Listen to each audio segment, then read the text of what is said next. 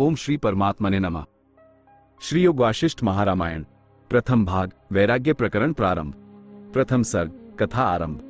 उस सत चित आनंद रूप आत्मा को नमस्कार है जिससे सब भासते हैं और जिसमें सब लीन और स्थिर होते हैं, एवं जिससे ज्ञाता ज्ञान ज्ञेय दृष्टा दर्शन दृश्य और कर्ता करण कर्म सिद्ध होते हैं, जिस आनंद के कण से संपूर्ण विश्व आनंदवान है और जिस आनंद से सब जीव होते हैं।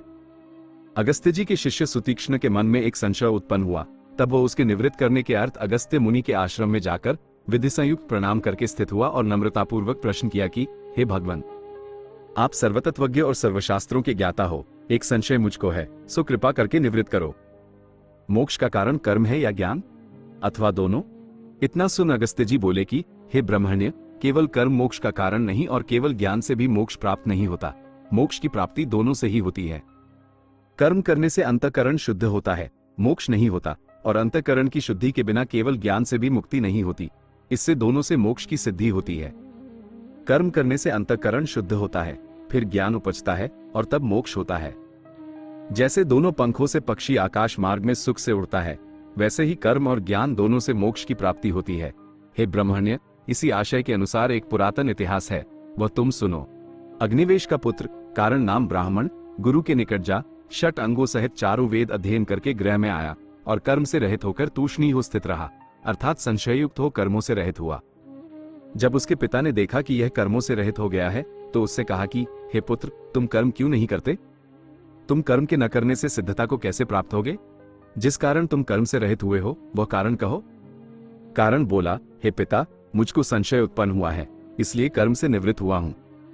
वेद में एक ठोर तो कहा है कि जब तक जीता रहे तब तक कर्म अर्थात अग्निहोत्रादिक करता रहे, और एक ठोर कहा है कि न धन से मोक्ष होता है, न कर्म से मोक्ष होता है, न पुत्रादिक से मोक्ष होता है, और न केवल त्याग से ही मोक्ष होता है।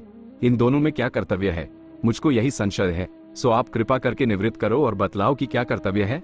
अगस्त्य जी बोले, हे सुतीक्ष्ण, जब कारण ने पिता से ऐसा कहा तब अग्निवेश बोले कि हे पुत्र, एक कथा जो पहले हुई है उसको सुनकर हृदय में धारण कर, फिर जो तेरी इच्छा हो सो करना।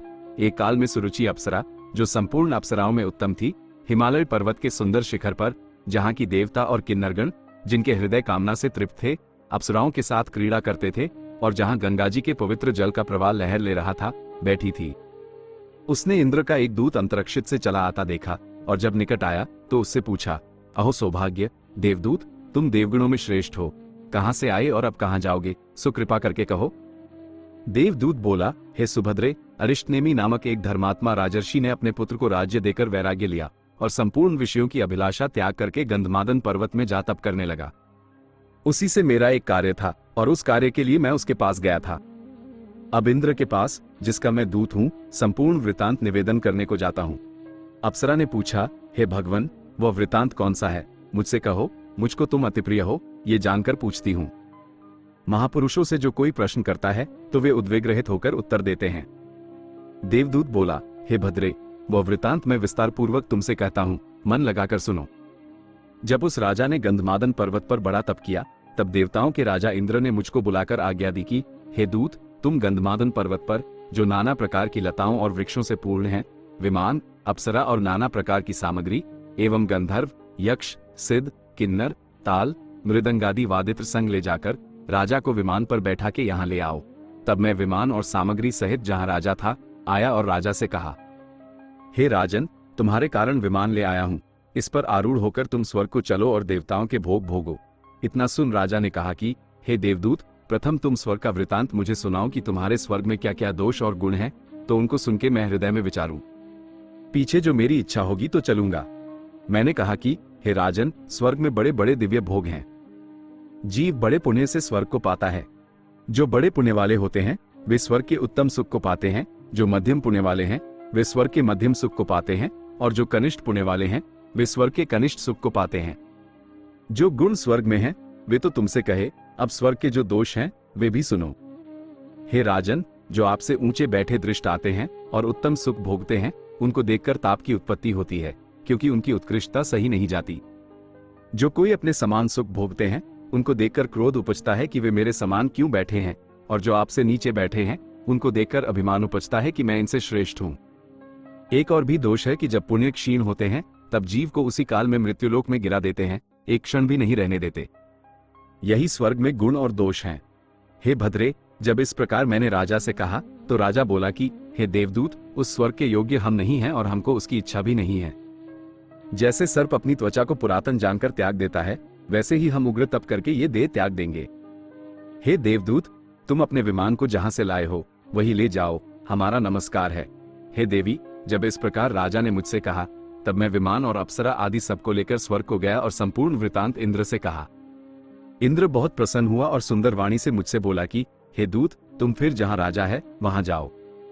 वो संसार से उपराम हुआ है, उसको अब आत्मपद की इच्छा हुई है, इसलिए तुम उसको अपने साथ वाल्मीकि जी के पास, जिन्होंने आत्मतत्व को आत्माकार जाना है, ले जाकर मेरा ये संदेशा देना कि हे महर्षि, इस राजा को तत्वबोध का उपदेश करना, क्योंकि यह बोध का अधिकारी है। इसको स्वर्ग तथा और पदार्थों की भी इच्छा नहीं, इससे तुम इसको तत्वबोध का उपदेश करो और ये तत्वबोध को पाकर संसार दुख से मुक्त हो। हे सुभद्रे, जब इस प्रकार देवराज ने मुझसे कहा तब मैं वहां से चलकर राजा के निकट आया और उससे कहा कि हे राजन, तुम संसार समुद्र से मोक्ष होने के निमित्त वाल्मीकि जी के पास चलो, वे तुमको उपदेश करेंगे।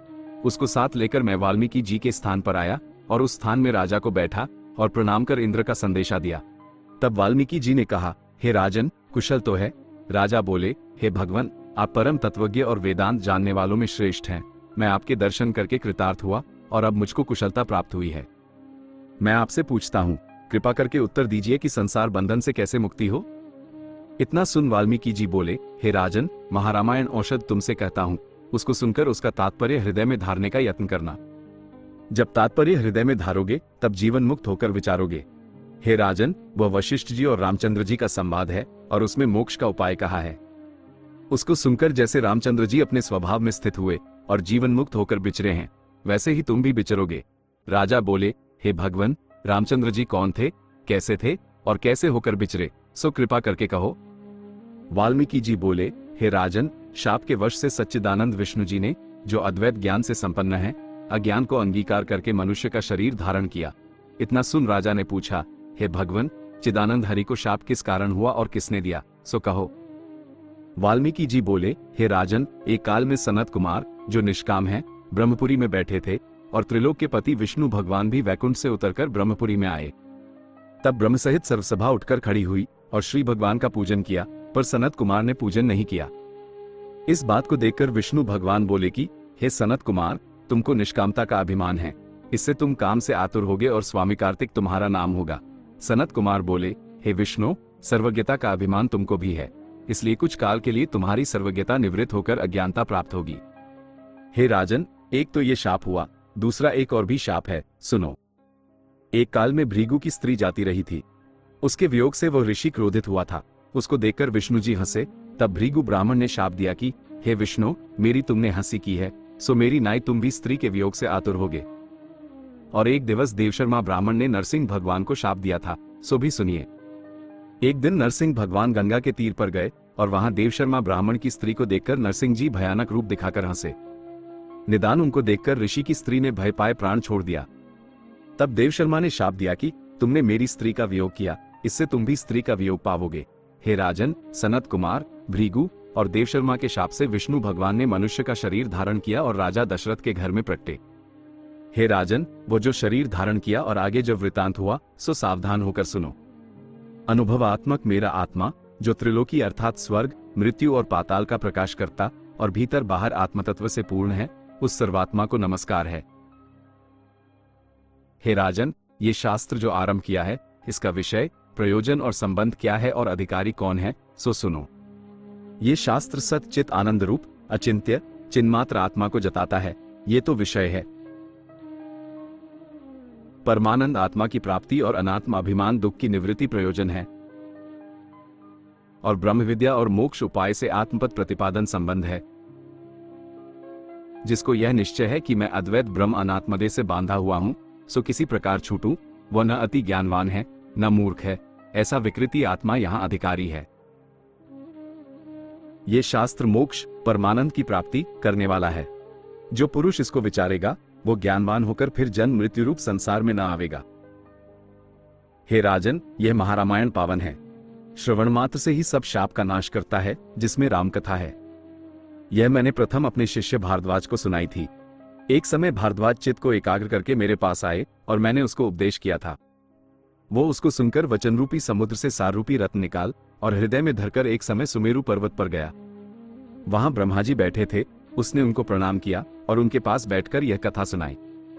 तब ब्रह्मा जी ने प्रसन्न होकर उससे कहा, हे पुत्र, कुछ वर मांग, मैं तुझ पर प्रसन्न हुआ हूं।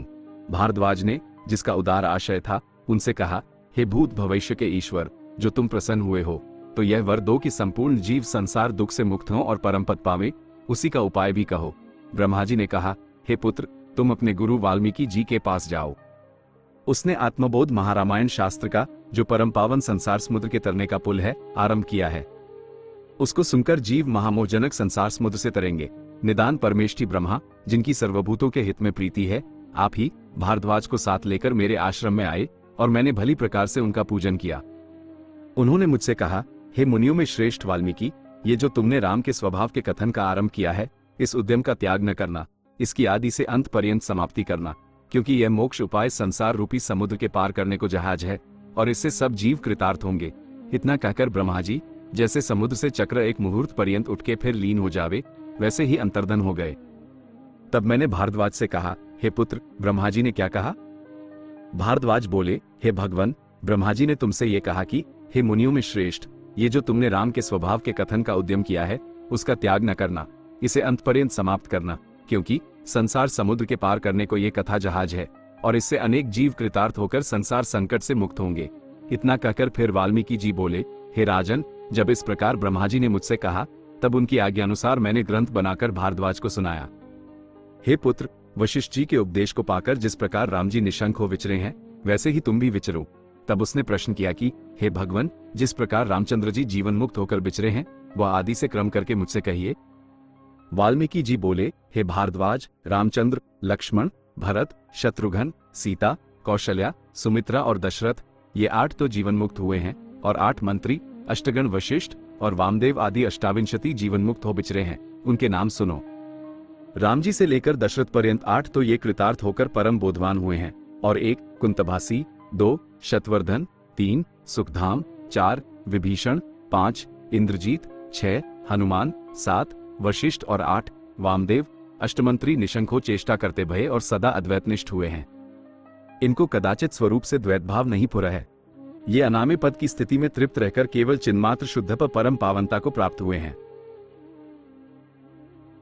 इति श्री योग वासिष्ठे वैराग्य प्रकरणे कथारंभ वर्णनो नाम प्रथम सर्ग।